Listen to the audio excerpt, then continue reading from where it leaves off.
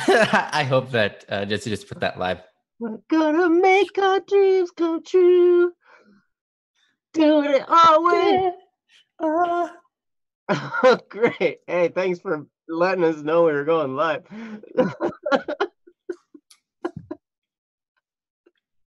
Make an appearance. Just yeah. Well, welcome everybody. You guys look good.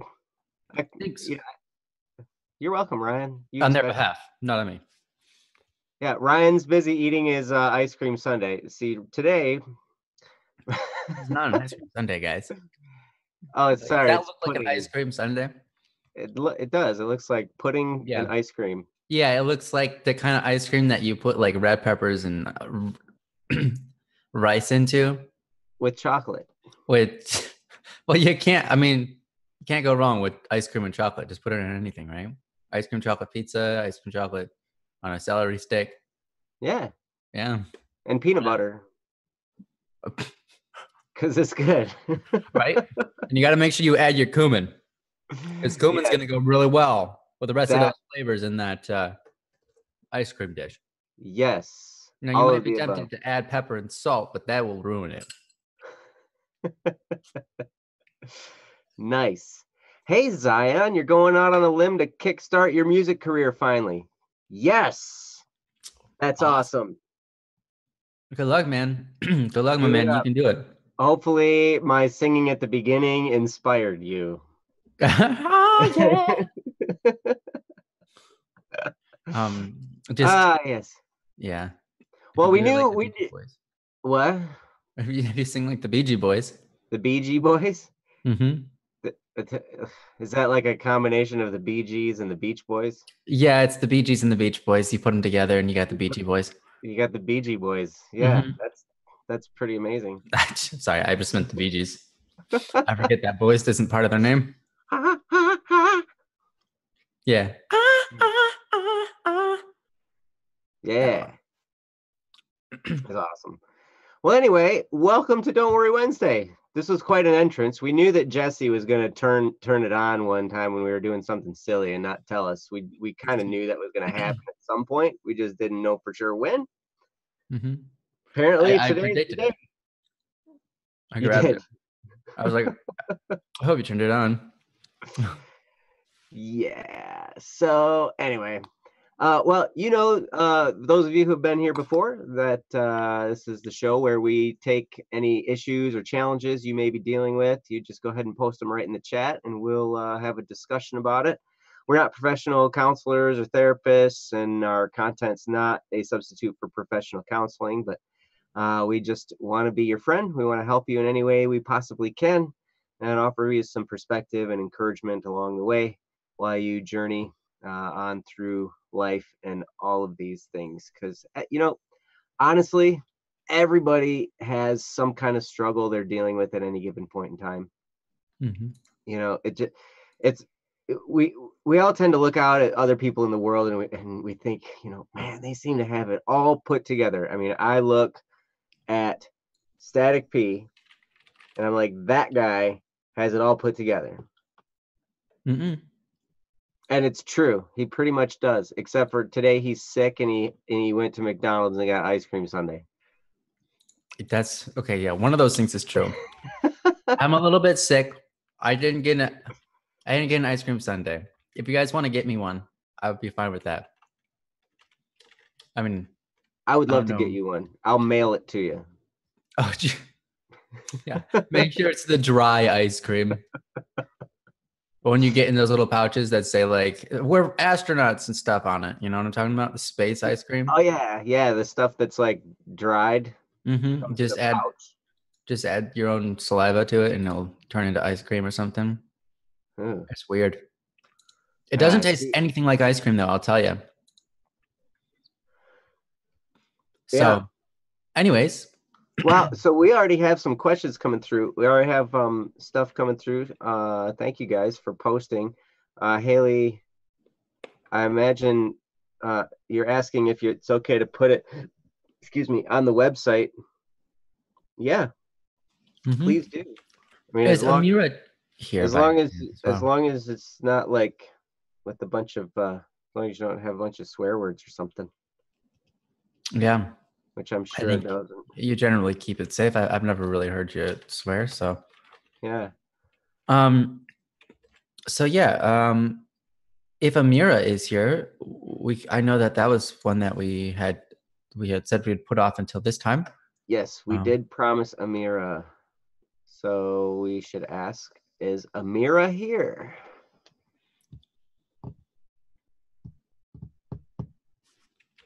Amira to the counseling office. Amira to the counseling office, please. I'm just kidding. Well, we'll give her a minute to respond if she's here. And if she shows up later, we'll do it then. Haley says she doesn't swear. Yeah, I don't swear. Do you swear that you don't swear?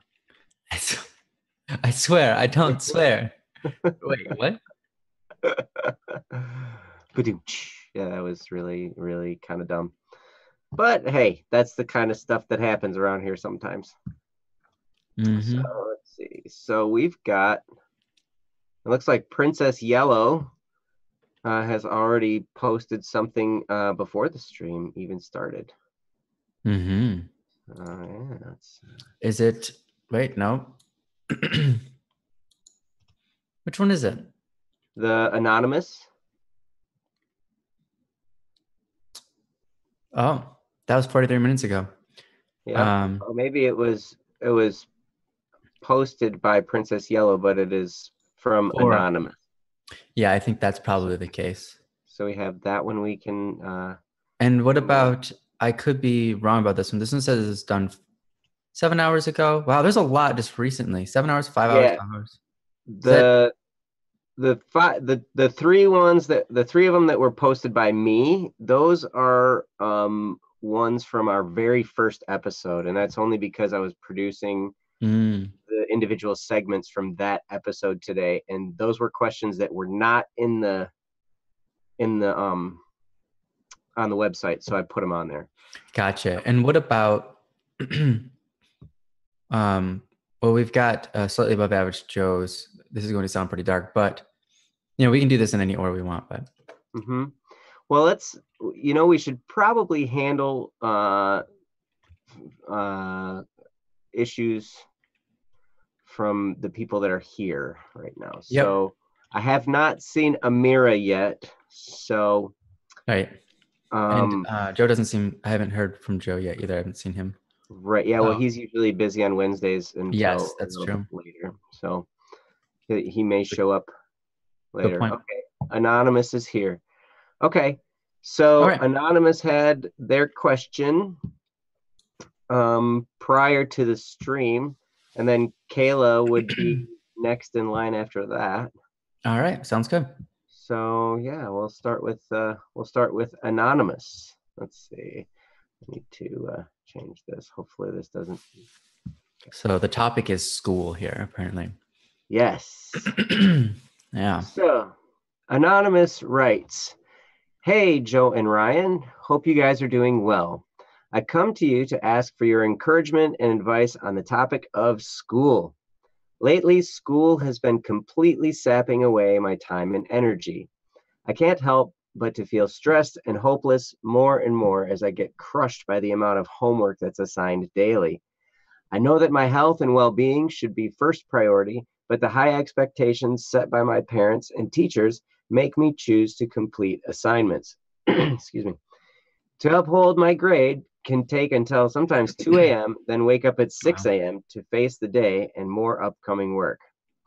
While this is supposedly regular school lifestyle, there are some days when I feel like I can't take the stress and pressure anymore because I'm not even seeing any results from my efforts. My test grades don't meet expectations. Apparently B's still aren't good enough. And slowly I start losing privileges and personal items as my parents confiscate them, and overall they blame them and my lack of effort for my poor grades.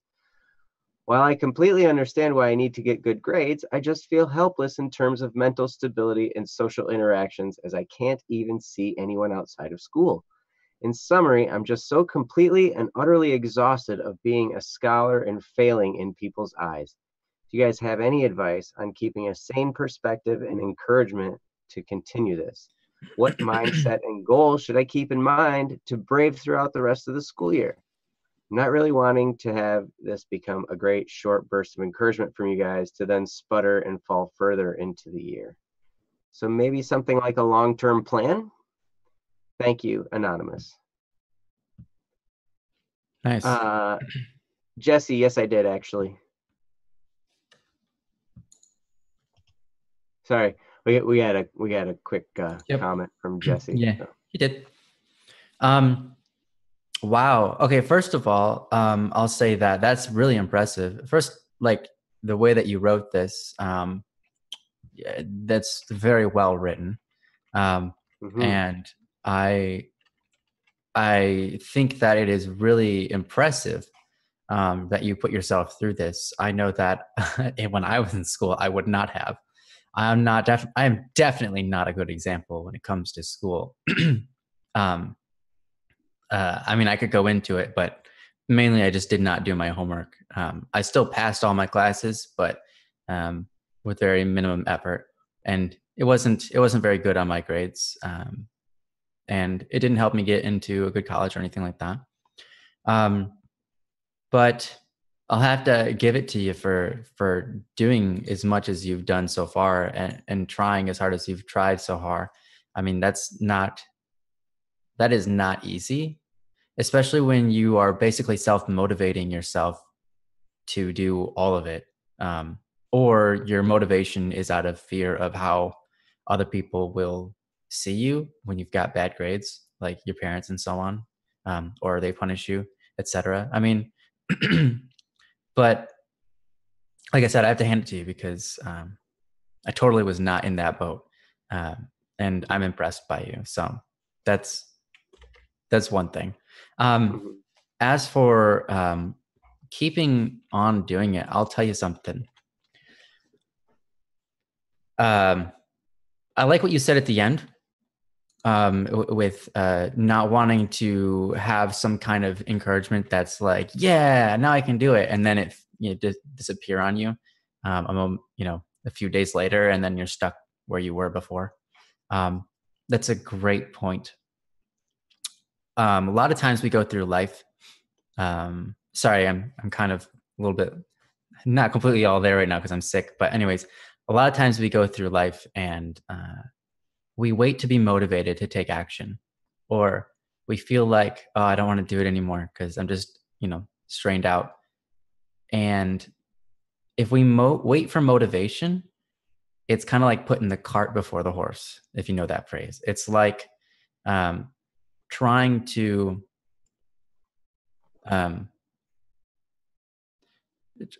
reap the result before you get it. What I mean is, motivation is something that is a mental response to something else. So motivation usually comes as a response to achievements that you acquire. But if you're waiting for the if you're waiting for motivation before you try, then you'll never actually try. Because the motivation comes as a result of your actions, not as something to inspire you to start. It's more of something that helps you keep going, like momentum.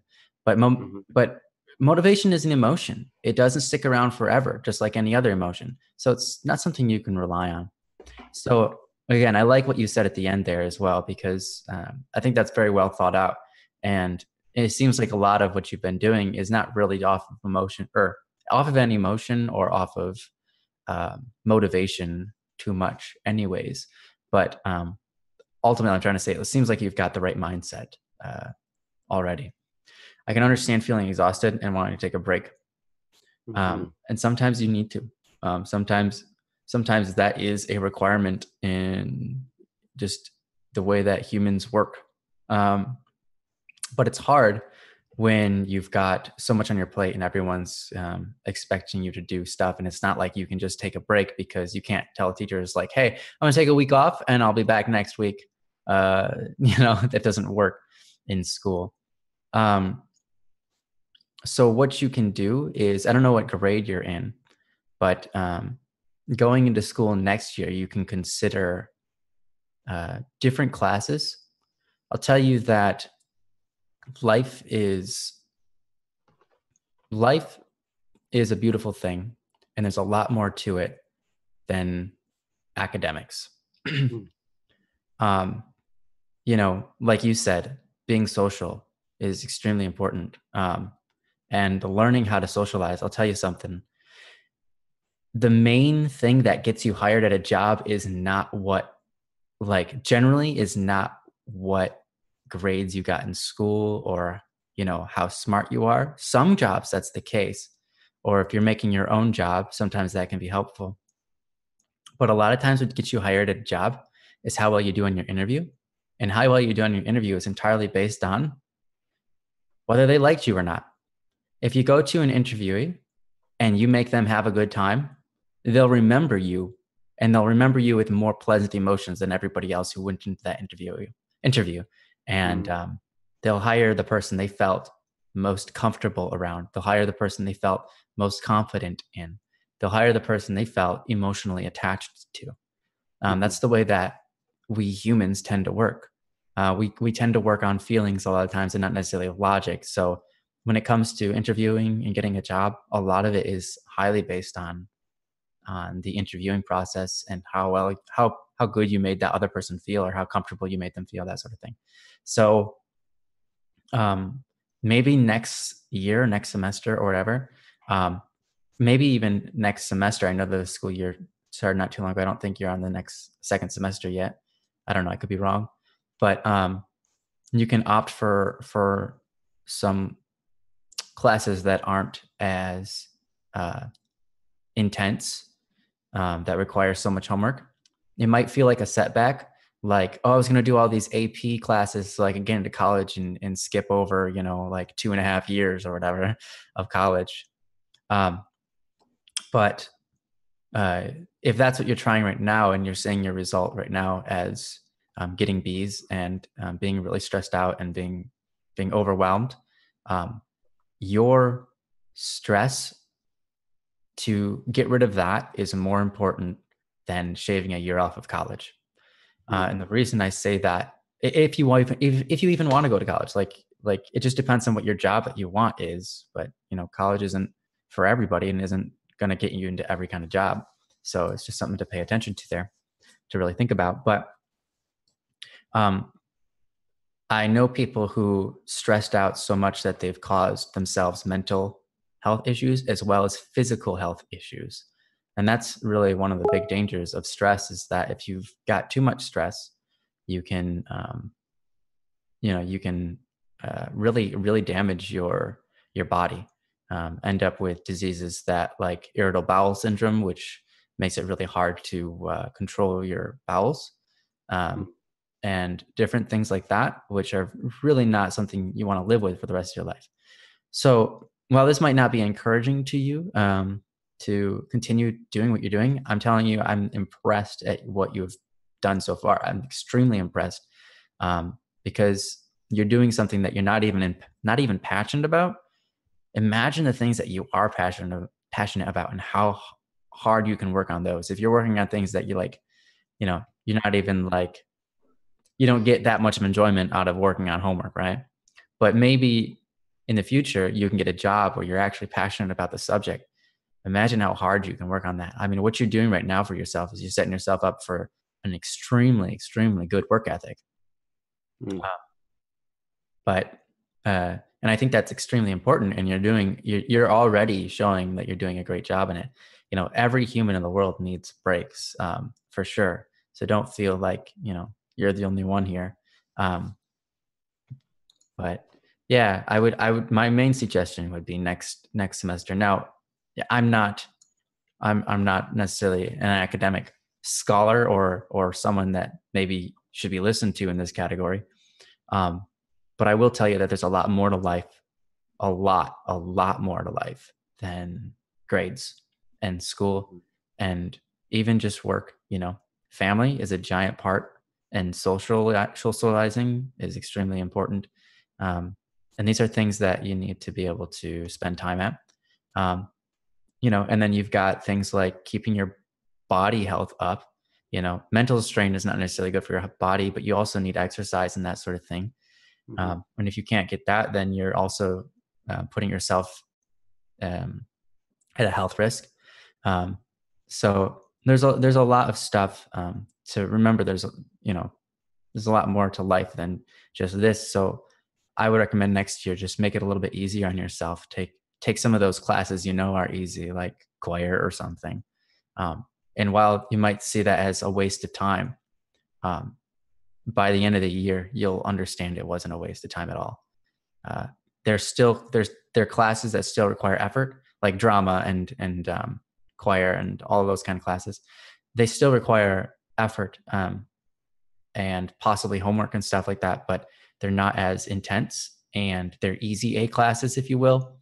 So you don't have to worry about overextending yourself, but you also get a great amount of social experience out of it. And that can be something that proves helpful for the rest of your life. So those, honestly, that's all I can really say. Maybe Joe has something better, but yeah. Well, I love what you said, Ryan. I love how you put that, academia is not necessarily the end all be all of life. Like to have a well-rounded life there are a lot of different areas to, fulfill. Academia is just one of them. And, our culture puts a lot of value in academics, as many other cultures do as well. But one thing I want you to, think about one thing. I mean, because in this situation, I see your update that your parents urge and practically choose your classes for you. Oh, Um, and as you said in there, there's the loss of privileges and personal items, and they say that they are to blame for your poor grades, and B's are not good enough. And I can totally, I know there are a lot of parents out there like that who put value in getting the top grades, ultimate perfection in school. And the reason they do that, the thing that is going to be really hard to remember in this situation is that your parents love you. This situation that's going on, it's your parents want what's best for you and they love you, and this is the path that they see as being best for you. So keep that in mind throughout all of this, and remember the only reason they're doing this is because they love you. Now, as a parent, I love my children and I see certain ways to help them grow, but also I'm not inside their heads. So I don't always know exactly what they're thinking. And my kids are younger, they're like 10 and 7. So we haven't gotten to the complexities of, higher level education and all this kind of stuff yet, but and we're still trying to see where they're at and all this kind of stuff, what they enjoy, and it's fun to watch them grow. And I really want you to remember that as a parent, I know that we always want what's best for our children. Now sometimes we get blinded by our own preconceptions. As a parent, it's like maybe you are not into this. It sounds like, it's just tiring you out, especially the fact, I mean, I understand, the I understand the conflict inside of working so hard and trying as hard as I possibly can to do what's right and to do these things to make these people happy, and then never being happy. Always, always, always failing at that.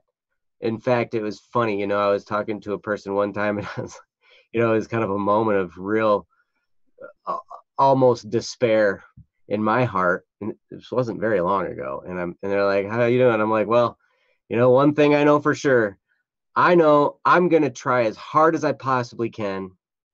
That's the first thing I know. The second thing I know is it's not going to be enough. So I was always in this conflict inside my heart where I was like, okay, I know because I care about this situation, I'm going to try as hard as I possibly can. And deep down, I also know it's not going to be enough for these other people. And it's like, and it's a very hard position to be in. So I can totally grasp where you're at, Anonymous. But understand that your parents love you, and then maybe it might not hurt. I don't know your parents' situation and your relationship, but it might not hurt to just ask them why, and come to them with that attitude of understanding that they love you.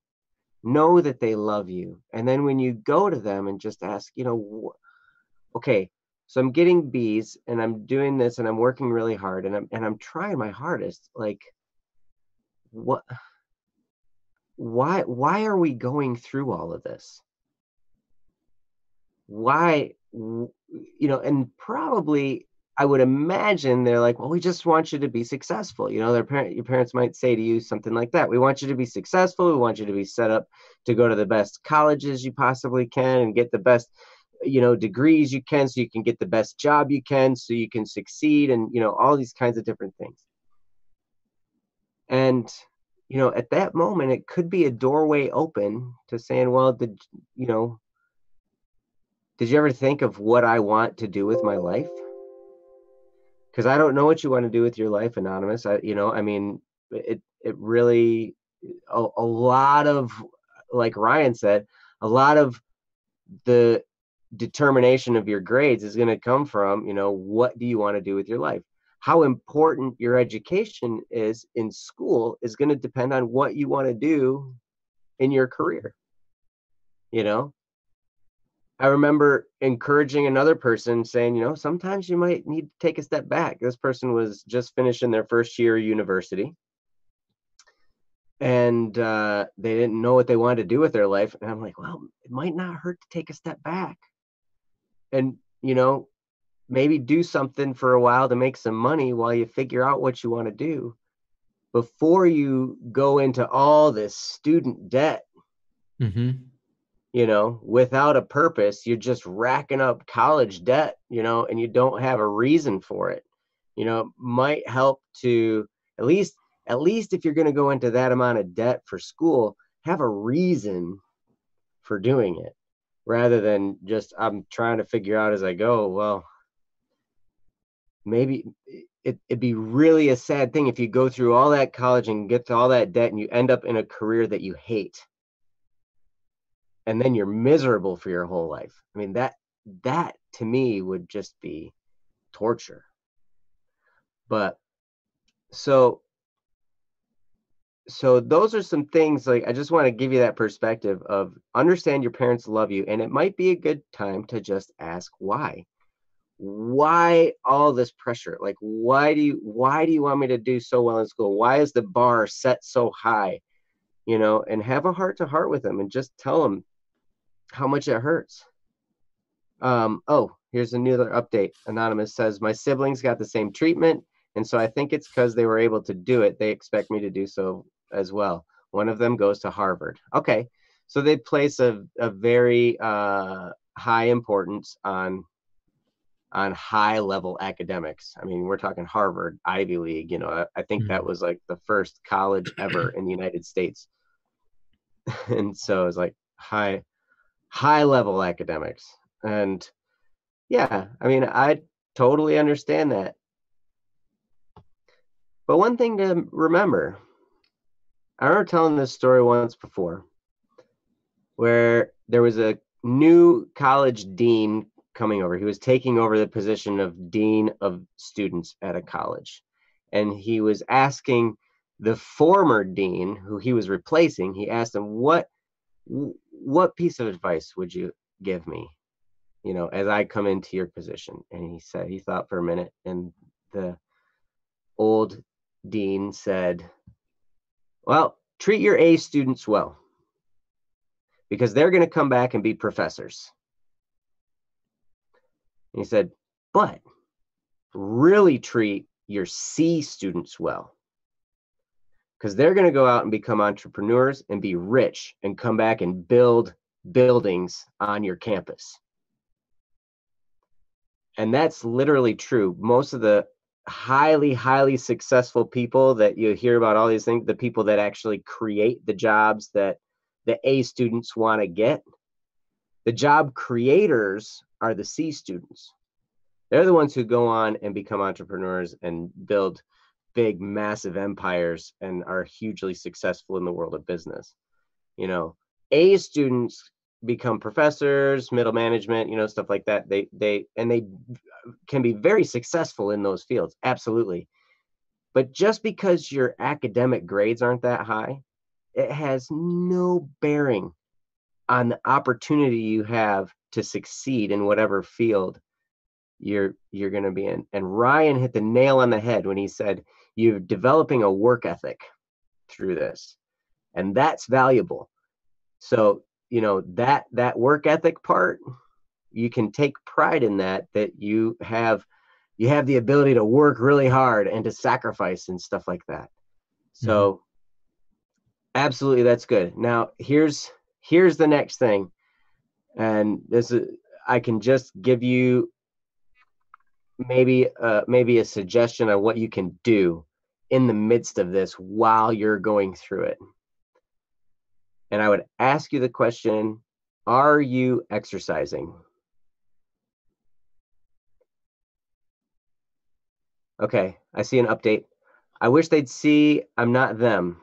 I plan to keep working hard, but I can't find proper encouragement and motivation, which makes it hard. You guys have an idea on a plan?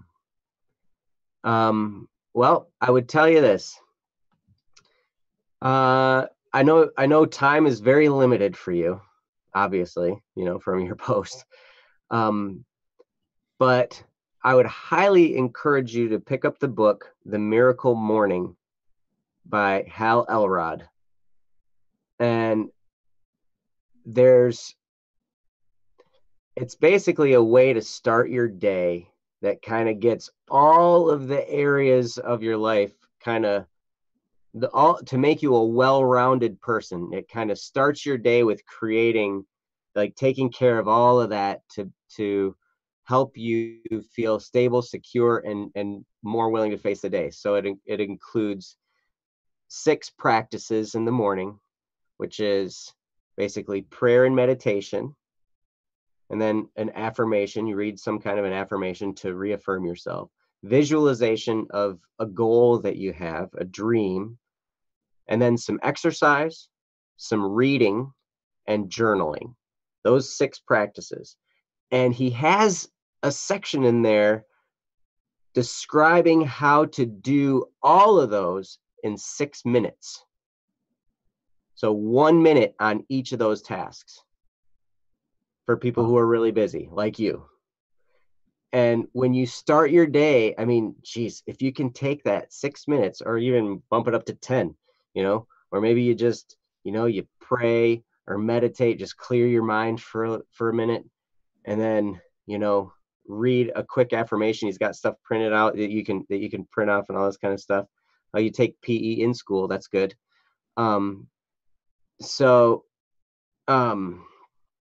But these things kind of just get your day started off in the right direction. But totally, I saw Zion Mesa, a comment for Kayla, asked, do you have a dream? And I'll ask the same thing to you, Anonymous. Do you have a dream? Do you have something to look forward to? Do you have something you really want to be or do? Some kind of calling? Is there something in the world that frustrates you, that you think you could fix, that maybe you have a drive to fix? You know, some of these things, you know, do you have a dream to become something? And I would encourage you to hold on to that through this time. Sometimes we're in the nitty-gritty of working really hard in something that doesn't feel productive. It doesn't feel right. I mean, there was a time I worked at a car wash, and it was like torture, but I did it to make some money, because we needed money. And I did it, but I never, ever, ever let go of my dream. Even it was so hard. But hold on to that. Hold on to that dream. And you might have to protect it. And I would also encourage you to get the book, Rich Dad, Poor Dad by Robert Kiyosaki. So those are my 2 book recommendations for you. The Miracle Morning by Hal Elrod and Rich Dad, Poor Dad by Robert Kiyosaki, because I think from what you're describing, you have a lot in common with Robert Kiyosaki, the author of that book, based on the story he told about him growing up and what you're going through right now. There's a lot of similarities there. And I think you'll really relate to that book, and it will provide a lot of answers to you, and it'll provide a lot of hope that, oh, I'm going through this. It doesn't feel right. But I want you to understand that that's okay, because maybe your path is different, and eventually you'll be able to prove it. But hold on tight to that dream. Think about it every day. Take a little time every morning and imagine it. Take a little time before bed and imagine it. And that can get you through an awful lot of pain and torture. And man, Anonymous, I really, really appreciate you commenting. As far as advice, I mean, that's about the best I have is, some stuff from those books could really, really help. And oh, your parents gave you Rich Dad, Poor Dad. I wonder if they understand that the practice they are doing to you right now is the exact same as what Robert Kiyosaki's Poor Dad was encouraging him to do. Because what you're describing to me and their absolute obsession with academics is what the Poor Dad in that book was telling Robert that he had to do. And the Rich Dad was actually his buddy's dad, his friend's dad, who he learned all about business and all this kind of stuff. And his Rich Dad had an 8th grade education. And that was it. And he became one of the most successful people in the state of Hawaii. And his Poor Dad, who was, superintendent of the state of Hawaii, of the school system. So he was all about academics. And when he turned 50, he all of a sudden was fired and unemployed and looking for a job and broke. And yeah, I would definitely read that book and take the perspective, like, hey, and maybe, it might give you something. That's a book they gave you. It might be something you could point at. It's like, what you're doing to me is a lot like what the Poor Dad was doing to Robert Kiyosaki in this book. So I don't know. That might cause a little too much conflict. I don't know, but it might be worth thinking about. So I wish you the best, Anonymous, and I hope you'll be in my prayers. You guys are all in our prayers all the time. Mm-hmm. And I hope this can work out for you. Keep on trucking. Oh, and here's another thing, really quick, on sleep cycles, because it looks like you're getting about 4 hours of sleep a night. If you can bump it up to 4.5, then that would be more beneficial because sleep cycles are 90 minutes long, generally speaking.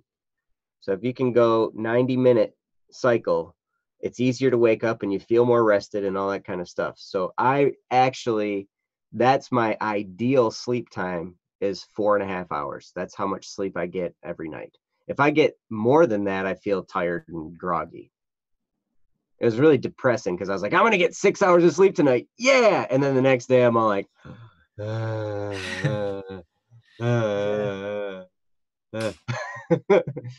Nice. so yeah.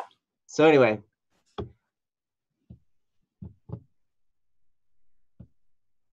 yeah. I really want to be someone who helps people. I'm thinking of being a pediatric nurse. I obviously love kids. Mm, I I brought my parents' worries into mind, and as well though. I have to pick something that has good pay, so I'm not sure if I'm being in the medical field or if being in the medical field was totally my choice. I think they gave the book to me as a business person, but thank you to very be a much. business person. Yeah. Yeah, And oh, to it's be. true. The thing about business is, like it sounds to me with their priority on academia, the pathway they see to business person would be MBA, like a master's of business administration, going through the college program to get an MBA. And, you know, that will put you right into middle management. Whereas what Robert Kiyosaki talks about in Rich Dad Poor Dad, and then I would encourage the next book in that series, which is called The Cash Flow Quadrant. That book would really open your mind as far as, if you want to talk about how money works and how to actually produce an income, like all the different ways that are in that book, you know, that would really, really, really, I remember reading that and it opened my eyes big time. So yeah, I tell you. Hmm. I think there's a reason that you see there's rich people and there's people who are middle class, there's people who are poor people or poor class, etc. And the way that they think about different things is very different. And Hmm. there's a reason they think about things very differently. When it comes to business, and how to expand business and what you should do when your business isn't taking off and all of this kind of stuff. It's very different thinking. And I remember discovering that and being like, wow, yeah, this is totally different way of thought, totally different Hmm. perspective on how to deal with money and what money is in general. So yeah, I would encourage that too. Hmm. Yep. Um, And you Now, can of take course, anything. If you love kids, you can take anything and turn it into a business. You oh can take yeah. anything and turn it into a business that produces high levels of passive income, all these kinds of different things. I mean, like you can take anything and turn it into that. And that book, The Cash Flow Quadrant, kind of gives you the mindset to do that. Hmm. I'll say, since you're in the moment right now dealing with what you have to deal with, because you can't, it's going to be hard to change your parents' mind on any of this because Sure. your siblings have already gone before you, or at least one of them, um, and set you up to be put in a position where they think you can reach this bar that they've set. You know, yeah. So one thing to keep in mind is you're not the you're not your, I think you said brother. Anyways, you're not your sibling, and you weren't designed to be your sibling. You have an entirely different story, entirely different life to live, entirely different things to do with your life. Um, and so, if you aren't meeting the expectations that are set before you, just remember that's okay. That's all right. You know, um, Mhm. we're not, we aren't human just so that like we're not designed to meet other people's expectations, and a lot of times we don't even meet our own expectations. Mm. Mm. The fact that we're trying causes us to move forward, and that's the point. So don't get wrapped up into the idea of expectations. They don't matter. Expectations are an non-physical thing. It's just all made up nonsense that really a lot of times just tears us down and makes us feel bad. A lot of times people don't take action. They get scared because they have low expectations of themselves or low expectations of the outcome of the scenario or whatever. Or people will say they they they expected too much out of something, and so then when it didn't happen, they felt miserable. That's why expectations aren't really something that's good for you in general. You try to not put very much emphasis. Like other people around you are going to, other people are going to still, like, you won't change their mind with this logic probably, but other people are still going to be expecting yada yada, stuff from you. But don't ever let that tear you down, because here's the thing: it's okay to expect things, but more importantly, it's good to be able to get up regardless of what knocks you down, whether you meet the expectation or not, to be able to persevere.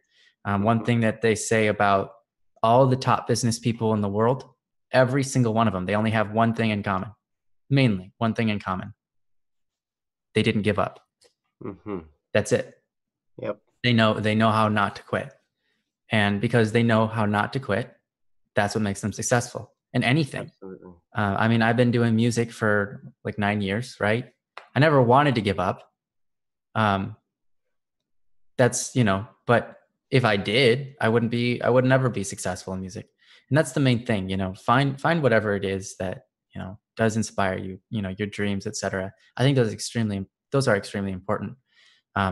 And they help guide your life and help you make the decisions. Sorry, I'm sick, so I'm talking weird. Anyways, help you make the decisions that put you on the path that you ought to be on in life. So I don't enjoy the sciences, so I'm kind of like, why am I being a nurse?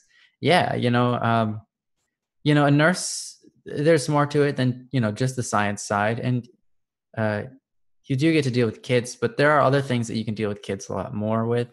It's one of those things where it's like, you don't know exactly what it's like until you try it. So you might like being a nurse, right? But at the same time, look at other fields. Examine your conscience, examine your thoughts. What really turns you up? What really makes you go, oh, that would be interesting. Yeah, but that'll never work. And then you pass it off. Don't do that. Go, oh, that would be interesting. Think about that then. Then see that thought and say, okay, that seems like it would never work. That doesn't seem possible. But how? Imagine how I could possibly make that a thing. Because that's what builds dreams. Don't pass off those thoughts. Because I think a lot of times we like to be, quote, realists and to say, oh yeah, that's just chasing a fake thing that'll never happen. That's just silly, right? But at the same time, it's the people that do that create the things we have today that are unbelievable, like phones, etc. The phones we have are insane. They're capable of so much, and it all began with an idea that a lot of people would have just passed off and said, "Oh, that's a cool idea." Yeah, but just not me. I would never be able to do it. You know how many people thought of phones that could connect to the internet before it actually happened? Millions of people. One guy decided, you know what? Actually, I think that could be done.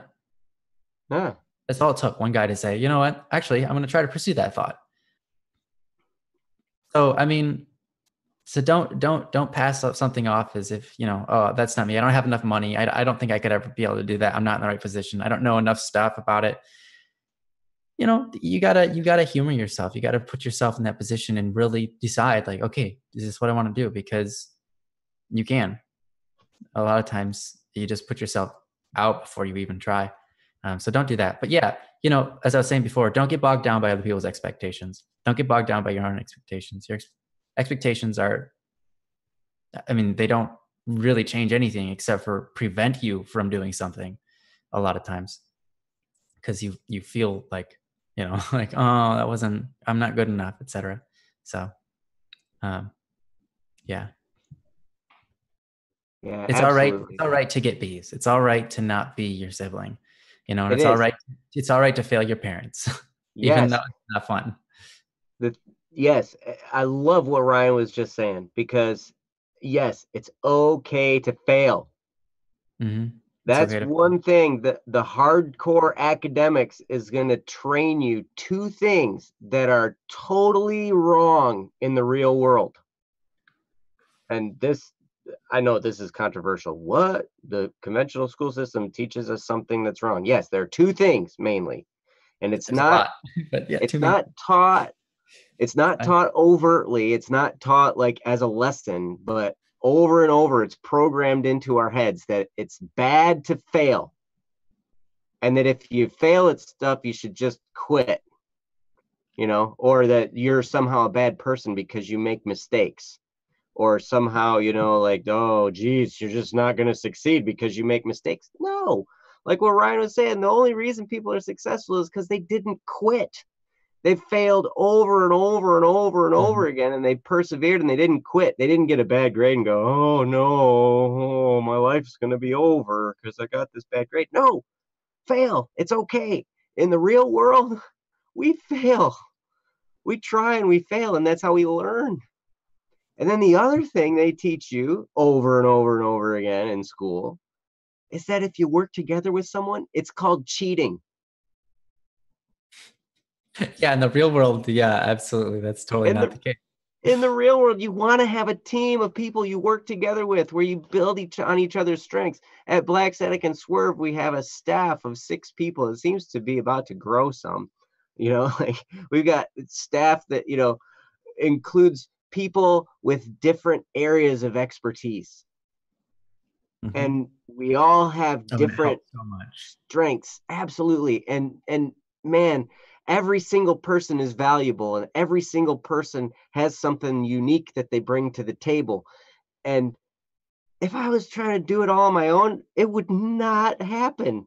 If Ryan was trying to do it all on his own, it would not happen. I mean, a lot would happen because Ryan's stinking amazing. I mean, you look at Static P and the I success that just, I came from just, that. I just try hard. Yeah, it's good. Then sometimes I don't. Yeah. But So yeah. I wouldn't like my brother, for instance. He has been a key component to everything that we've done because he does honestly, he knows more about my music equipment than I do because he does all the research and he thinks like, okay, so how should we buy it? What's the best financial way of doing so? He does like a tons of research for hours on different things. How do mics and speakers work musically? How does, all of this stuff work so we can get the best stuff? Mhm, For the cheapest price. He does all of that research for hours, and I don't spend any time on it. He just gets it to me, and I'm like, thanks. mhm. I appreciate that. And there's so much more than that. But Yeah, absolutely. So don't be, so those are things like as you go through this journey of school and, conventional education, keep that stuff in mind that it's okay to make mistakes, it's okay to fail. A B is okay, no matter what anybody else says. That for one thing. The other thing, don't be afraid to work together with people. And through all of this, never forget that no matter what happens, no matter what grades you get, it says nothing about your value as an individual. You as an individual are infinitely valuable, mhm. regardless of the grades you get, regardless of the career you get, regardless of the college you get into, regardless of how pleasing you are to other people, regardless of any of that. You are a person created in God's image and you are infinitely valuable. One And thing we that love you. And yeah, yeah, yeah, you we have love you. That's true. We do. We don't know who you are. We don't know who Anon is, but we love you. I mean, and what love in this sense is honestly the pure sense of love, the love that a lot of times people say, oh, you're supposed to love everybody. How do you do that? Well, love is defined as this: wanting the best for another person, genuinely wanting the best for another person, and wanting to help them get there. And that's how we love you. We actually do want the best for you, and we want you to enjoy your life. We hmm want you to be happy because that's not just good for you. That's good for us too. It's good for everybody. right. Good for the world. If you're Good for the doing world. something that you can be happy doing, you make the world Mhm. a better place for Oh sure. yeah, for sure. And there's uh Joe was talking about, what were you talking about before, just recently? I was About, talking about how awesome you are. oh, okay. Yeah. Okay, that's right. Not me, though. That's not what you were talking about. So you're talking about their value. I'll tell you something. Don't fall into the trap of your value being based on how useful you are to other people, or how much effort or how much work you get done and that kind of stuff. That's a really big and very painful trap that a lot of the currently a lot of the West is starting to fall into, Western civilization, but the East has adopted for a very long time this concept of, like, if you look in Japan and Korea, they have an extremely high suicide rate. Um, Korea more than Japan, and that's because they determine a person's value based on how useful they are in society. That's not what determines a human's value, and that's terrible because we are not objects to be used, right? Yeah, So they've created human doings instead of human beings. right, and so it's important to recognize your value is not just based on how your performance in life. So, yes. And the other thing I wanted to say is they also teach one more thing in school that that is kind of contrary to reality, and that is you get to study before the test. In real life, in real life, all the tests come, and then you go, oh, and you learn from them. See, in school, you study and then you take a test, and whether you learned anything or not, you forget everything afterwards, right? Like you take a test and then you're like, oh, I did terrible on it, but that's okay because I don't have to remember any of it anymore because the test is done. I'm going on to the next thing. In real life, the test comes and it's the material on which you can study off of, and then you can proceed with more knowledge than you had before. So it's a bit backwards there too. But yeah. Anyways. Yeah. So thanks, Anonymous. I see you've got to go and do some homework. So, but thank you so much for your question. And, it was one that we spent a great deal of time on. Yeah. And, apologize to other people if you felt like that, but I think that was really important discussion. There's a lot of stuff in that. And, I think it's a common thing that a lot of people deal with. And a lot needed to be said in that arena because there's so much packed into that situation. And yeah, I think one of the things is we haven't really had a discussion yet on this Don't Worry Wednesday series about school in particular. So it opened up kind of like the floodgate,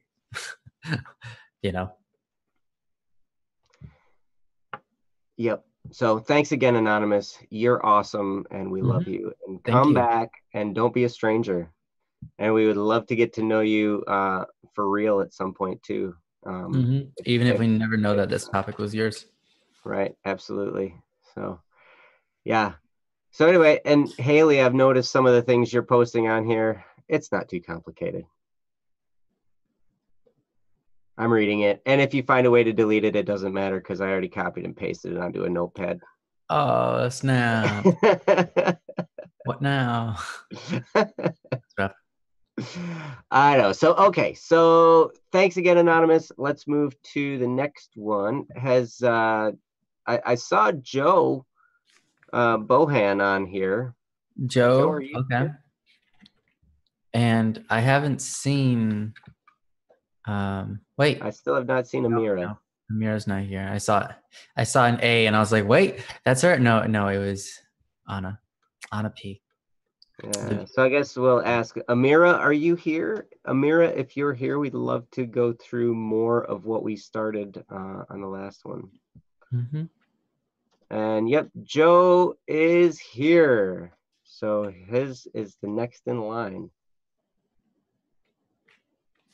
All right, that sounds good. We can do that.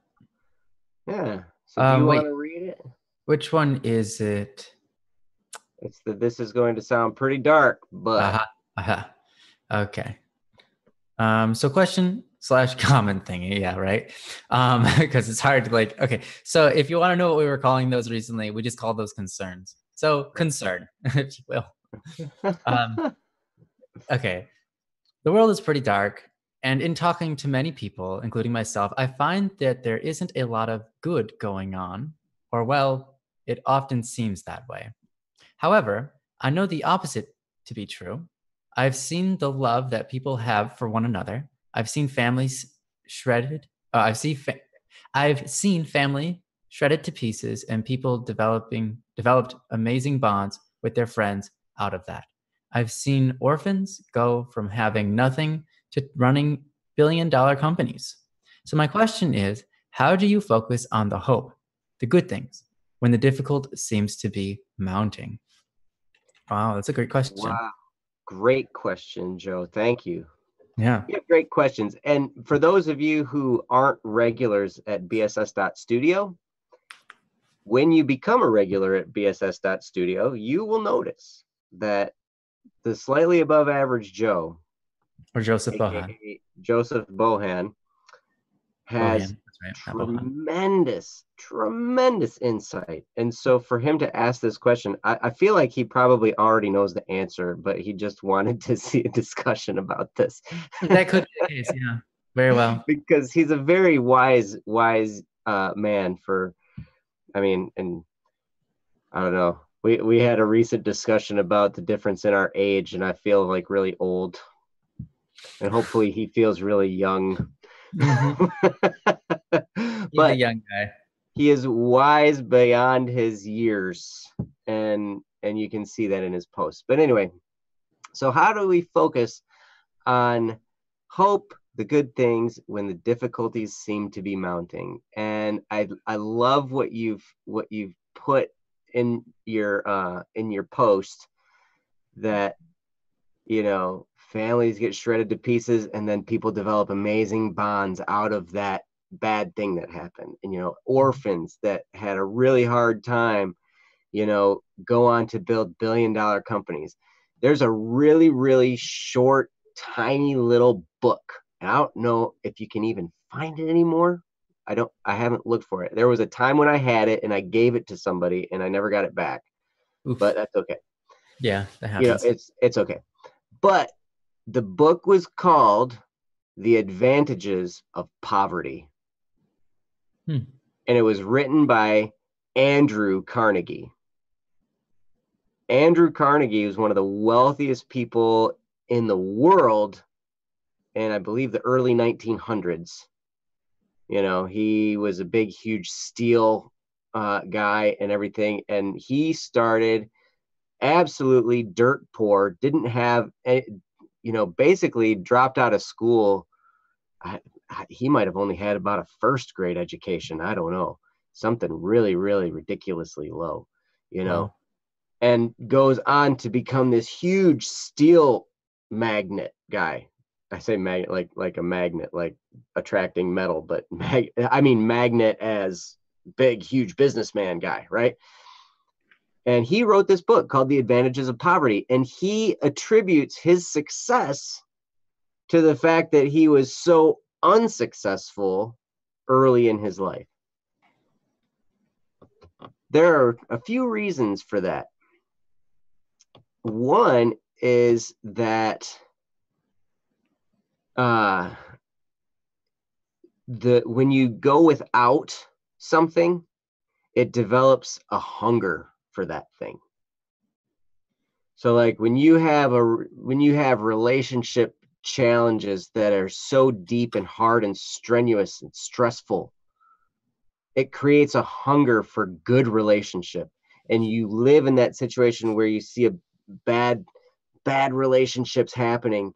You're like, I am not going to have that happen when I get to be older and when I have a family of my own. I'm not going to have that happen with my friendships, and it develops a hunger for what's good and what's right. And that's one of the things. Like a really hard situation can create a hunger for a good situation. That's one thing.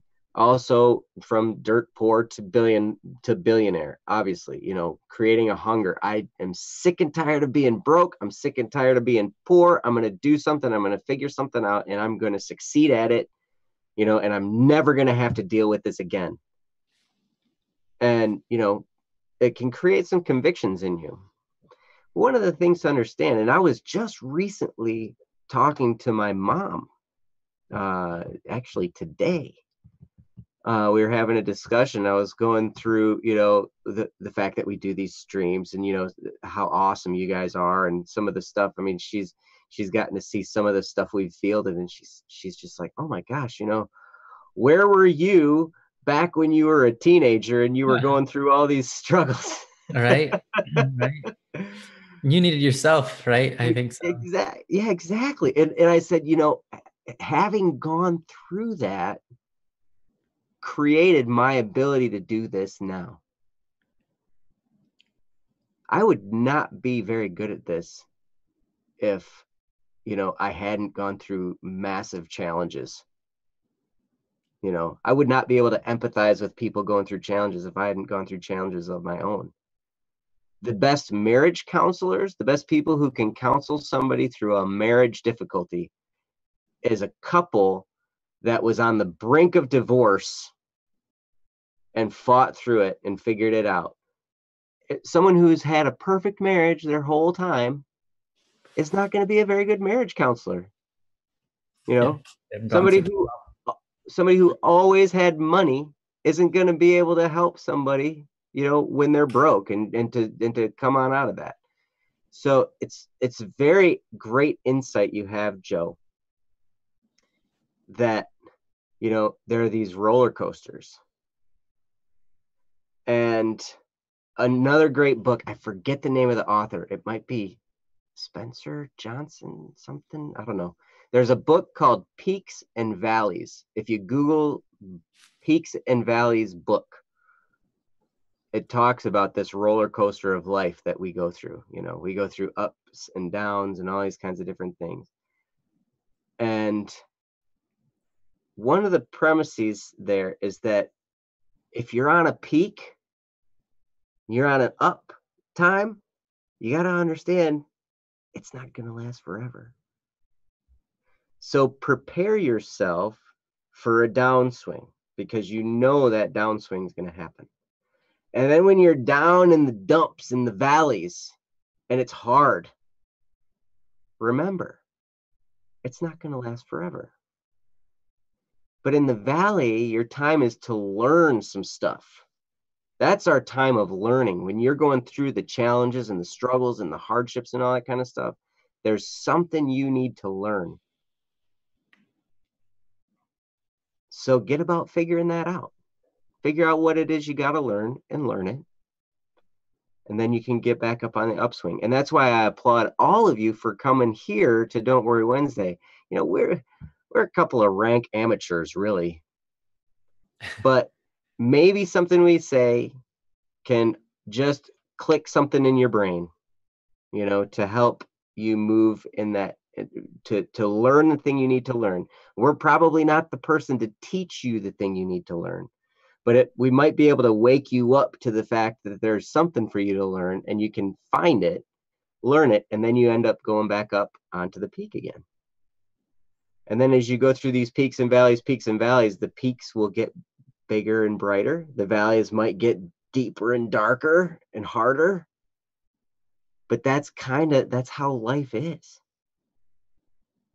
And there's a great bit of scripture that says all things work to the good of those who love the Lord.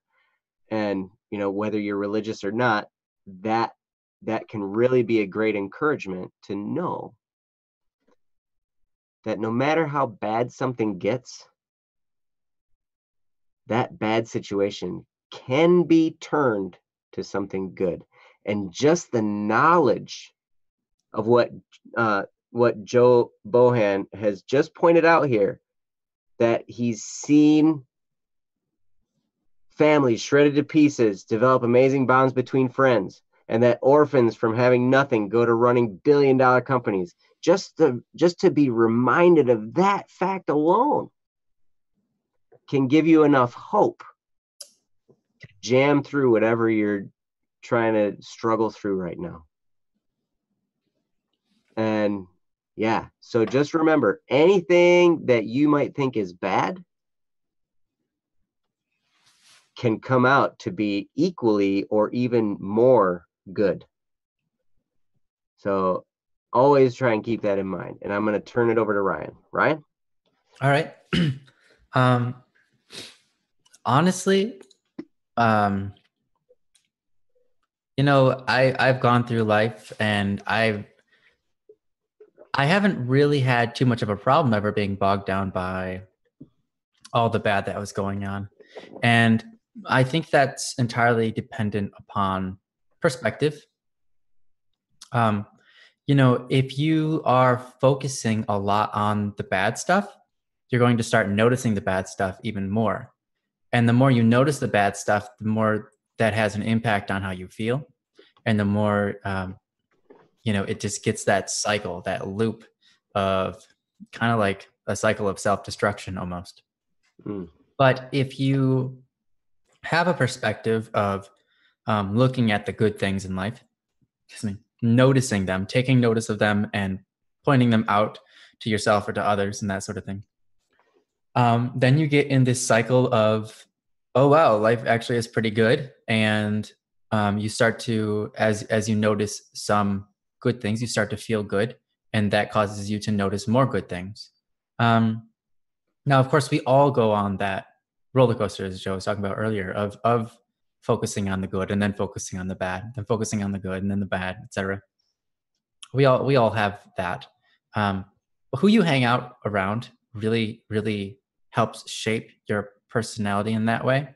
Who you hang around can really help determine your habits. So if you hang around people that are always down, who are always negative, who are always complaining, who are always venting, that kind of stuff, it's going to be hard to get out of that negative cycle. But similarly, if you hang around people who are generally just uplifting and so on, it's very easy to live life and notice all the good things and not being bogged down by the bad things when they come. I think, but as for hope, here's the main thing I would say. One of the main lines I've lived and have encouraged others to live before, and I didn't come up with this. In fact, I heard a priest say this a long time ago, and when he said it, I was like, "Yes, that's what I'm talking about. That's what I've been saying." But I'm going to use his words because they're actually, defined. But it's to have worry is to have fear for your life, right? So to worry is to fear, right? So his words were, to have worry is to fear how your life is going to turn out in the hands of your own God. So ask yourself, who is your God? We all have gods, even though maybe I don't believe in God, well, that doesn't mean you don't allow certain things to control your life. When you worry, when you feel worry, it means you're afraid of your life in the hands of your own God or whatever you worship or whatever you are being controlled by in your life. And that's okay to have that worry if that thing that's controlling your life is bad, right? That tells you something, right? But if you believe in the thing that is controlling your life, or at least to some degree has an effect on it, then you have no reason to fear, and you have great reason to hope. So identify it in your life. What things are controlling you? And ask yourself, where are those things leading me? And then try to make that shift to actualize changing what is controlling you in your life to things that you have faith in, things you have hope in, things you can believe in, things that you think you can trust in, that sort of thing. Because then, fear won't take over so much and won't play an active role in your life as so much as hope, because you know that you can have hope, that things will be good, because that's the direction you're aiming your perspective and things towards. I agree. However, my weakness is that I'm afraid of being apathetic. So ignoring the bad things instead of having a positive outlook in spite of the issues. Yeah. No, a lot of times, they say, you know, don't be apathetic, you have to be empathetic, right? Because apathy is, uh, you know, wanting, I guess it's kind of just like throwing it off, right? You don't want to throw it off. You don't want to take people's worries and just throw them to the wayside.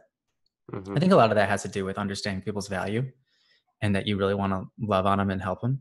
And that will take you from apathy to empathy um, in itself. You know, a lot of times when it comes to problems, um, the main issue with them is that we give them so much focus over our emotions, but not enough focus over our actions or logic. Mm. So if we face a problem, to remain apathetic is good. I think a lot of times we knock apathy and say, "Oh yeah, apathy is bad." No, apathy is good. Apathy is a good trait to have for yourself when you're facing an issue. Because if you get emotional over your own issues, then how are you going to solve them if you've already given up? Mm-hmm. So to be apathetic is actually a virtue. But empathetic is another virtue which can be applied to other people around you to help them through their issues. And to more so, not necessarily help them through their issues. Apathy is more related to helping people through their issues. Empathy is more related to um, helping people feel comfort, helping people feel encouragement and joy. So empathy is all about the emotions and helping through that. Apathy can be more designed to help people take action towards solving things. My brother, I would say, my brother is pretty apathetic. He can just take an issue, whatever it is, cut through the emotional issues, like just cut through all of the emotion and say, okay, this is what we need to do. You know, I know that it hurts. I don't care. Let's just do this, right? And that's what my brother does, but it works, and that's important. And now empathy is again something that is important, but it's not. I would not place one over the other. Try to keep an equal balance of both. Both. Again, a lot of people say that apathy, they kind of throw it to the wayside and say it's bad or whatever. But I think that it's a virtue. Um, and certain Depends on how you personalities. use it, I would imagine. Yes, I think it depends on, but both are true. You can be Mm-hmm. really empathetic and get nothing done except for making the person feel. Um, you could be empathetic and make the person feel okay for venting all the time, and then that will only encourage them to have more negative emotion later Mm-hmm. on. Mm-hmm. And so empathy can also be bad, right? Mm-hmm. Both of them can be bad. You have to use them the right way. Right. It's like Um, anything, the stuff has a good side and a bad side, and you gotta treat it correctly. mhm. Absolutely. So yeah, but how do you retain hope? A lot of it's just what you focus on. Spend time focusing on the things that are hopeful, and it will be easier to override the dark. But I'll tell you something. The dark never scares me. And I think that's the main thing. The darkness is not something that's against hope, right? Um, what I mean is just because there's struggle, right? We look at the stuff that we call bad. We say the stuff is bad, right? But we're calling it bad without actually really seeing the full picture. We say, oh, it's bad that they're poor. Oh, excuse me. What do you mean it's bad that I'm poor? Like, you know, that's kind of rude in a way. But not only that, but it's kind of like, you know, you say that it's bad, but you don't see the full picture. This has nothing to do with hope. This only has to do with how my state of life is in, but that doesn't mean that it's evil. It doesn't mean that it's bad. It doesn't mean that it's dark. There are struggles in life, but struggle is not an opposite to hope. The opposite of hope is despair. And so how do you get over despair is to not give in to the idea that, to not give in to the idea that um, that darkness is something that stays forever, right? To not give in to the idea that you're just things will remain as they are forever, or you'll be stuck forever, or whatever. because life is always changing. Life is always changing. Every moment, every moment of the day. And so to give into the idea that, oh, I'll never be able to fix this, I'll never be able to change that, is kind of silly when we see those things changing before our eyes every day. And we get to have an impact on that. So I think the concept of despair is a ideology, if you will, a set of thoughts that believe that things can't be changed, or when you don't believe that you can change things, or you can fix things, etc. And I would take anybody who has that idea and just say, well, take a step back and look at reality. Things are changing around us all the time. Sometimes things for the worse, sometimes things for the better, right? But we know that they're changing. Mm-hmm. And we know that there is a better. And we also know that we can take our own actions. Like, I can do my homework or I can choose not to. I know which one's going to probably make me a happier person in the end, right? A lot of times, if I just give up, I won't feel good about that. I won't feel good about myself. And I'll feel like, oh, who do I have to blame on? Who do I have that to blame on? Myself. But I also know that I could do my homework, right? And then who do I have to blame that on? Well, myself. That changed, right? Just because I made a decision. And that's true about everything in this world. So I think whether or not a poor person ever becomes rich, right? Whether or not the person who gets, has their family shredded apart, and maybe they don't even make any friends. They just, live the rest of their life feeling alone and lonely, right? What if that's the case? Then should they despair? No, because every moment is important regardless of whether we want to call it good or bad. It's good. I think that's the main point, is that sometimes we call things bad because we don't necessarily like them. But sometimes we don't like things and we're wrong about what we don't like. Sometimes we just have to change our mind and be like, you know what, this is okay. This isn't a bad thing. It's just what it is. And I have to make the best of it that I can. I can be poor and be the happiest person on earth, or I can be poor and be the most miserable person on earth. Mm-hmm. What's all I have to do with? My mindset. What do I like? What do I find important? A lot of times the things that we find important, but the things that we actually have influence on, like our own mental state, or, again, what we worship, what we give our lives to, those are the important things. But again, like if you're in this thing where you're like, okay, I'm poor, and in order to be happy, I have to get rich, so that I can, that's my hope, that's my dream. Well, that's kind of silly, because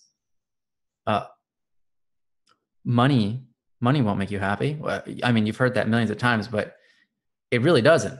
It really doesn't. Money has very little bearing over your happiness. Mm-hmm.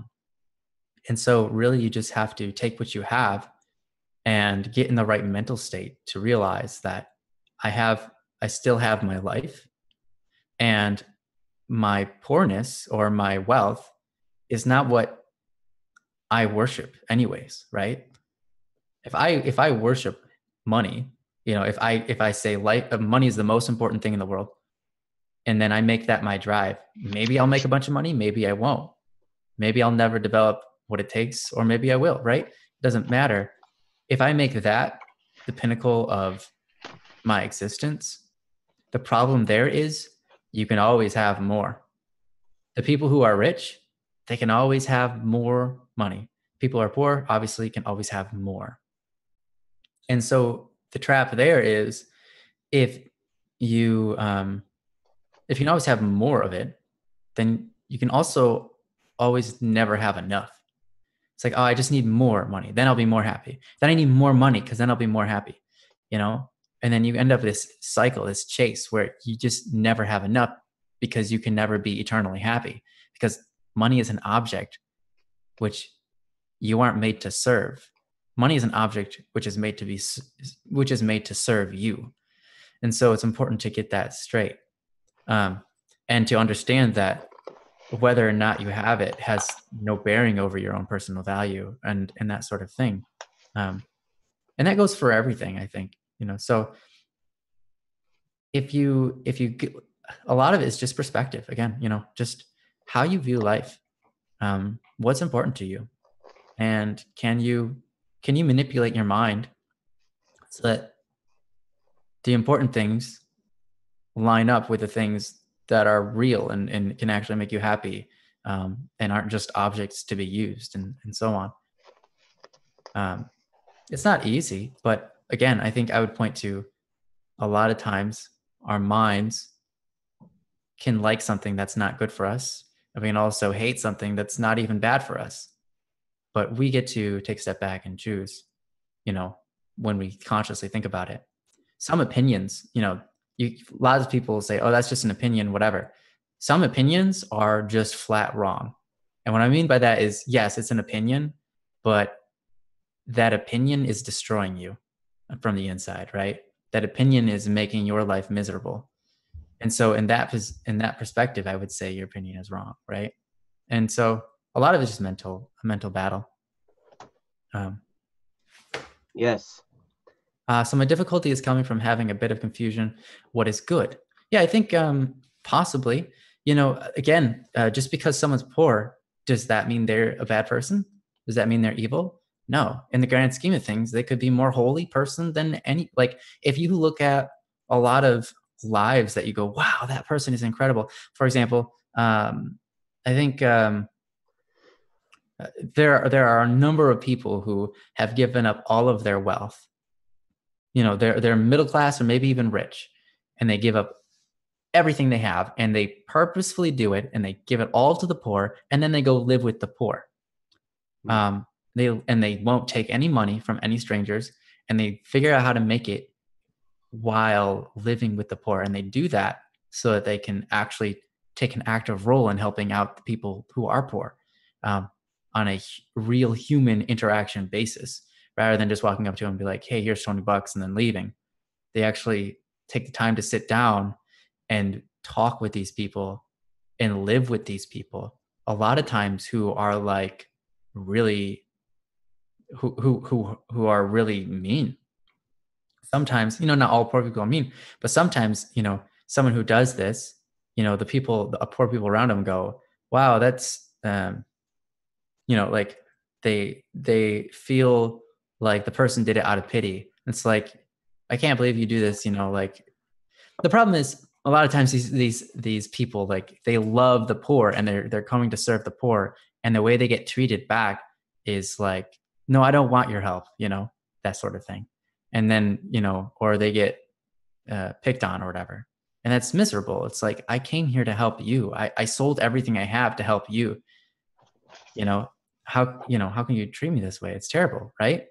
But yet they continue to try, and they continue to meet with these people, and eventually over years they help change those people's lives, right? Because they didn't give up. Now you might have said, well, they faced so much that is bad, but they did it all for the sake of another person. They struggled for the sake of another person. That's what love is, right? I think a lot of it comes in context when you understand the concept of love. When you understand love is to struggle for another person's good, to be able to sacrifice yourself. I think, the ultimate sign of love is sacrifice. If we don't have struggle and sacrifice in this world, we can't prove our love. And so to be able to take a look at reality and say, they're poor, is that bad? No, because it's not evil, right? It's not being mean to anybody else. It's not being mean to themselves, right? But at the same time, maybe they're hopeful that they can get more money, but the reality is like, it's not necessarily bad, and they can do a lot where they are. Maybe they're supposed to be there. We all have our paths of life, which are different, and we all have these things that we're supposed to do with them. We all have purposes. We all have meanings to live for, and so we all have different paths. And so it's only natural that some of us have more gifts in some areas than others, because we are supposed to do different things with our lives. And so no matter what your situation in life is, just understanding that, like, hey, I'm supposed to be here because I can do something here. Like if I was in somewhere else, I wouldn't be on the right path, right? I'm supposed to be here and I can do something here. And I think that destroys any concept of despair, because then, no matter where you're at, there's always a path that leads to something good, something holy, and there's always a path that leads to something you're supposed to be doing, something meaningful, something purposeful, no matter where you are in life. And so I think that can get rid of any sense of despair. Mm-hmm. Where I am is where I'm supposed to be. Yeah. Absolutely. Yes. I love, when Ryan was talking about that stuff, it reminded me of this thing I need to read you, because this fits absolutely perfectly with what you were talking about. And this is one of the affirmations I read in the morning, and it's about overcoming adversity. And here's what it says. It says, I know that where I am in my life now is both temporary and exactly where I need to be to learn what I must learn so that I can become the person I need to be to create the life I truly want. Even when life is difficult, especially when life is difficult, the present moment is always an opportunity for me to learn, grow, and become better than I've ever been before. Just as others have done, I can turn my adversity into an advantage by accepting all that is out of my control, past, present, and future, so that I can give myself freedom from emotional pain, be at peace, and create the life I truly want. And that, I totally sound like a broken record, but it comes from The Miracle Morning by Hal Elrod. I need to give credit where credit is due. But that, I noticed some of this stuff. Joe's looking like he's got a weird look. He looks like he's got a weird death stare. Yeah, I was looking up all this stuff. Nice. But go back and listen to that again. If you rewatch this stream, go back and listen to that affirmation. Or better yet, go to miraclemorning.com, and there's a Start Here tab, and click on that, and then there's a whole bunch of downloadable stuff. You can download these affirmations where he goes through some of this stuff. And he says that he wants to die when you're looking at him like that. Not that he wants to die, but his death wish is that if he was to die, he wants to be sure that he can see your face giving him that stare. If you think that one's bad, you should see the look I give the board when I'm about to break it at Taekwondo. Oh. I'm giving the board looks. It's great. Man, I look at that thing like I'm gonna destroy it, and then I do. Perfect.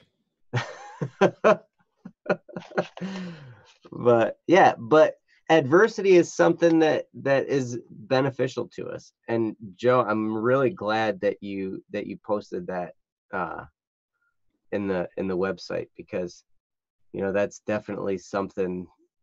I mean, just like the other one, everybody goes through adversity. Everybody goes through challenges.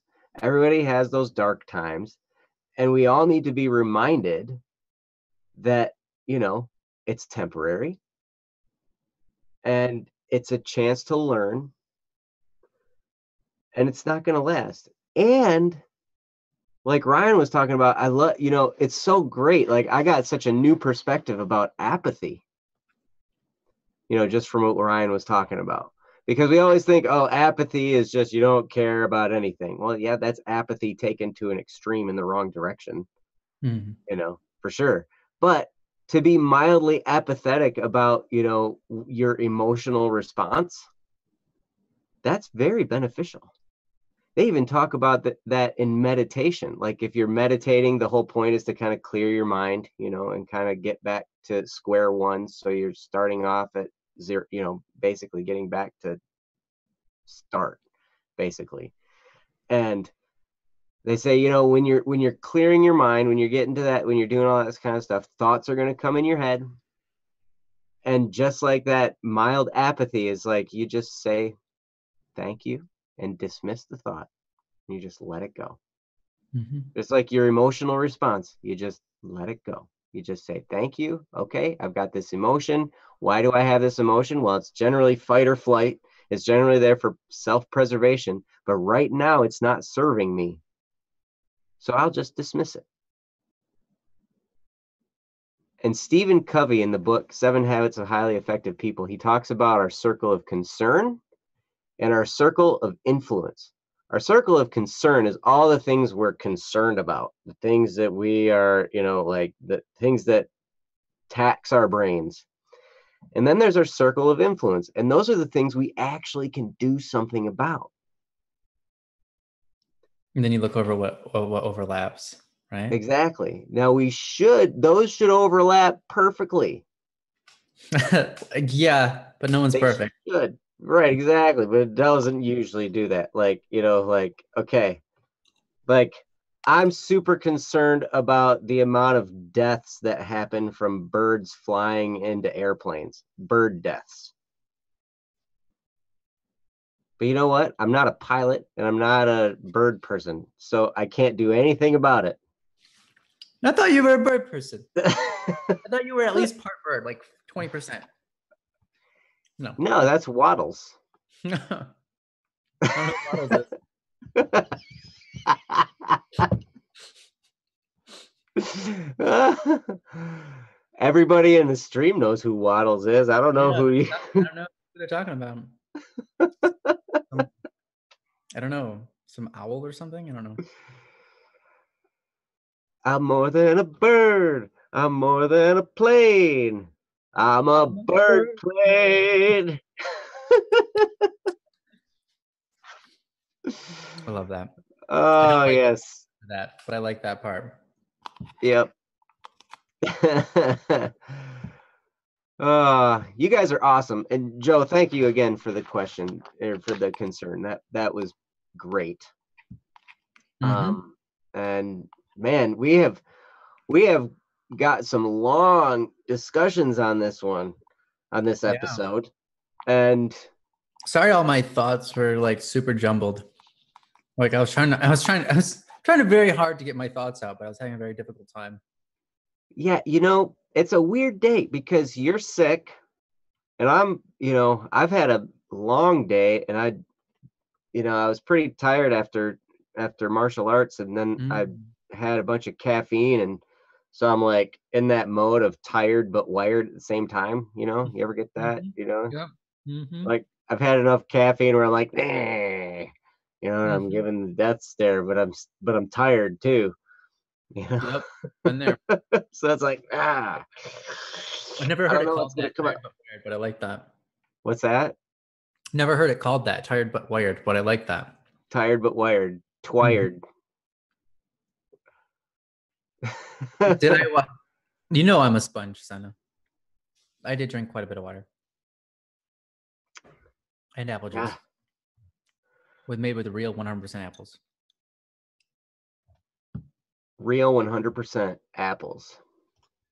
Nothing but apples in that apple juice. Yes. It was good. It was very good. I had a couple of glasses of it. Because fructose is really good for you when you're sick. It is. Yes. Because that's how you make glucosamine, I think it's called. And that's what fights off foreign invaders in your body. Fight them foreign invaders off. Yeah. Like space. Pretend you're playing Space Invaders. Oh, I am playing Space Invaders. Yeah. Oh, good. Good. Pew, pew, pew, pew. So yeah, it's getting a bit late, guys, and we've handled those two. I wish we could have gotten to some more, but we may have to save the rest of these for Friday. Yeah, next time we won't be so long-winded. Yeah, we've got a whole list. So we've got Amira. If Amira comes back, we've got Kayla. Kayla, you would be next after that, and then Lay. Master Lay, yeah. Yep, would be next, and then Haley.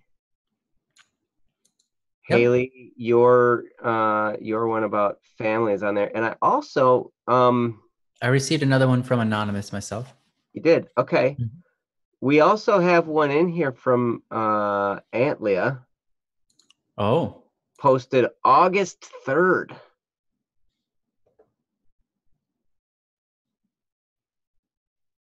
haven't they?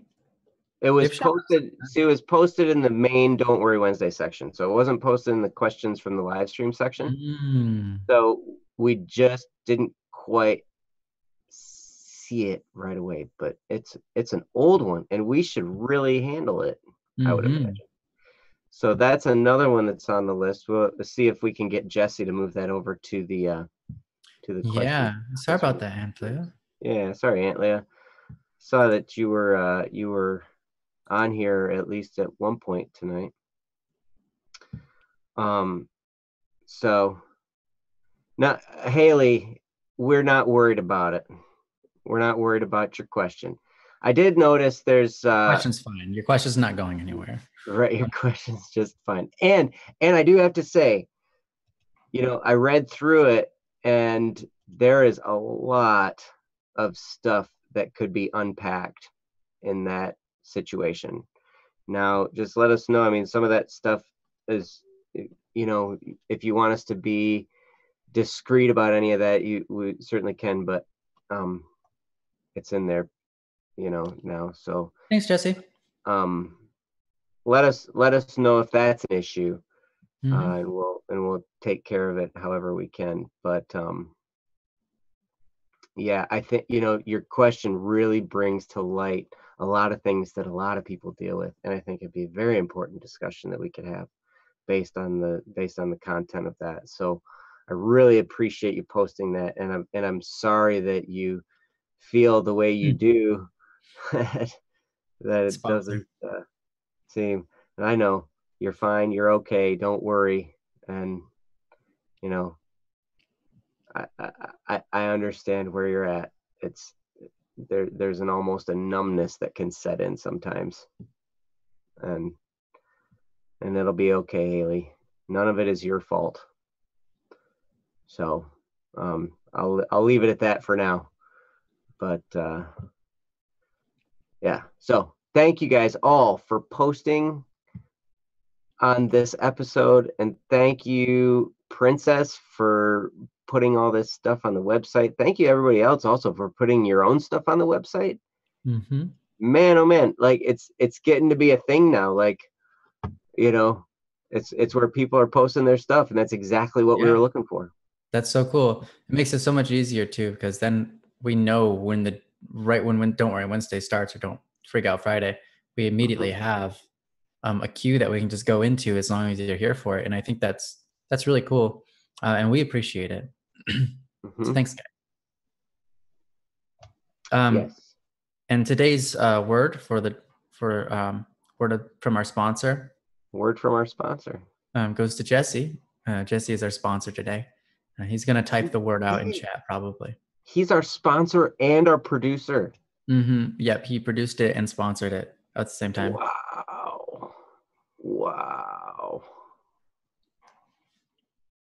Oh, you're welcome, Princess. Thanks for being here. Possums.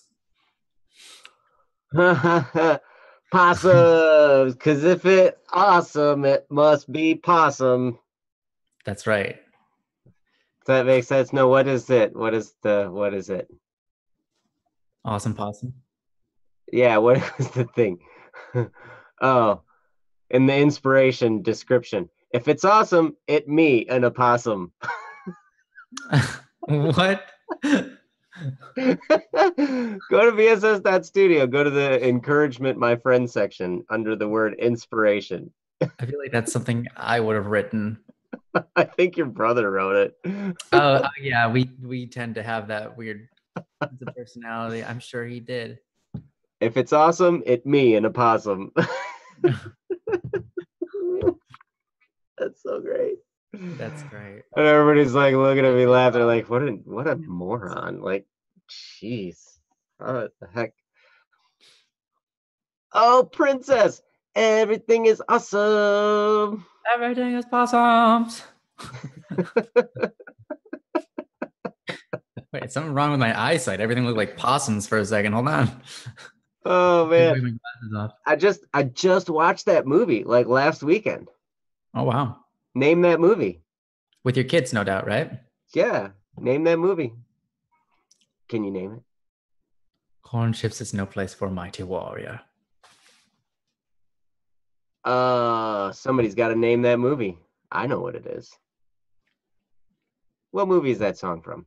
Everything is awesome. Everything is cool when you're part of the team. Yeah, the Lego movie. Yes. So when you really had a dream. This is my jam. This is my jam. This is awesome. Everything is awesome. But the best is Unikitty in that movie. Yeah.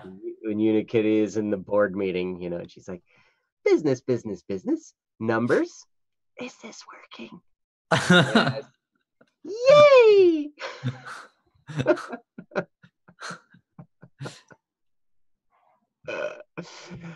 Oh man.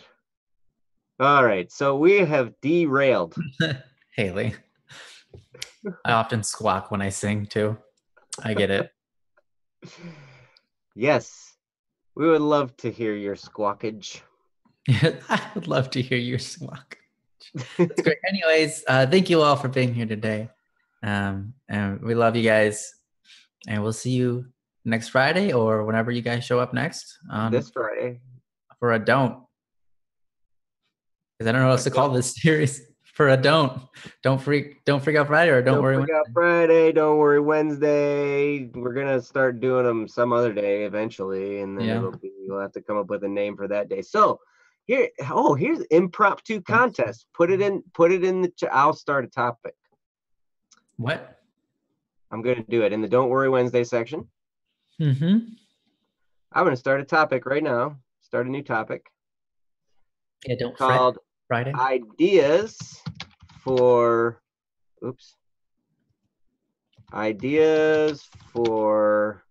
names of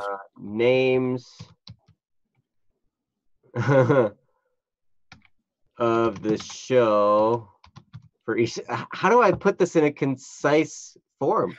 Like, okay. Can you come up with a name for each day of the week? Yeah. An alternate Don't Worry Wednesday name for each day of the week. Okay, alternate.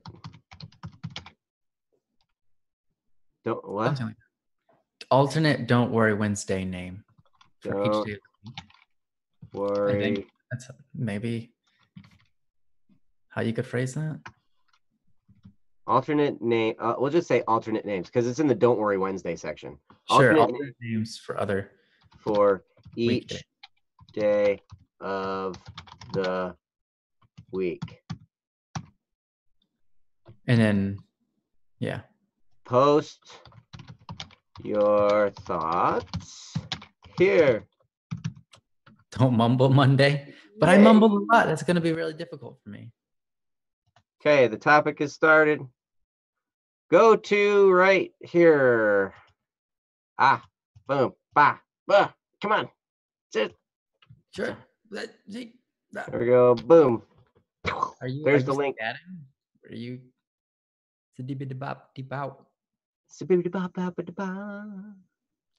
So you put it in Don't Worry Wednesday, right? Yeah, I just posted a link. Here, can you make it like star or something? Oh wait, I can do it. Featured. You featured it? So now it's on. Is it on the front page now? Hey, there it is. It's got 0 replies and 0 views. Yeah, what the heck? Where are you guys? We already posted it like 2 seconds ago, and there's no replies yet. Oh my gosh, guys, what is your problem? Even though the stream is delayed 30 seconds, you guys should know how to be there before you even know about it. Yeah, so now it's right on the front page. Alternate names for each day of the week. People are going to be like, instead of Sunday, we're just going to call it Aero Day. Don't sog Sunday. Hey, there we go. But I noticed it's in the chat and not at bss.studio. Oh, Princess put something on.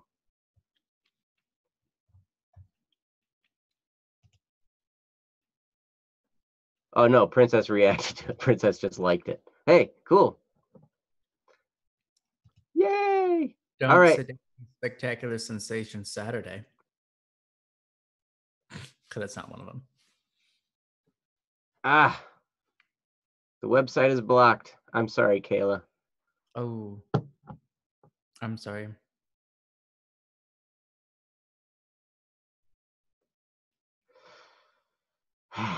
Well,